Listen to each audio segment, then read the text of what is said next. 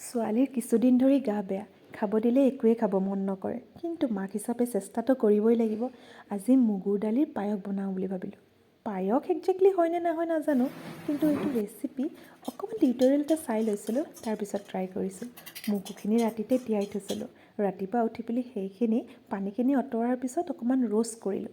Dry roast হোৱাৰ পিছত grind কৰিলোঁ। গ্ৰাইণ্ড হোৱাৰ পিছত সেই গুড়িখিনি কেৰাহীটাত লৈ পেলাই অকণমান ঘি দি আকৌ ভাজিলোঁ। অকণমান ৰঙা হোৱাৰ নিচিনা হওঁতে তাত গাখীৰ ঢালি দিলোঁ। আৰু গুড় নিদিলেতো নহ'ব, চেনি যিহেতু তাইক এতিয়ালৈ তেনেকৈ খোৱা হোৱা নাই, সেয়াই গুড় দিলোঁ। গুড় দিলে মিঠা হ'লে তাই টেষ্টটো পালে খাব বুলি ভাবিছোঁ।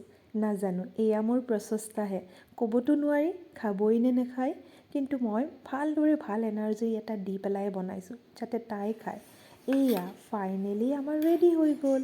আৰু দেখুওৱা নহ'ল, কিন্তু তাই গোটেইখিনিয়ে ধুনীয়াকৈ খাই দিছিলে, ভাল লাগিছে। আল্টিমেটলি তাই শুই গ'ল।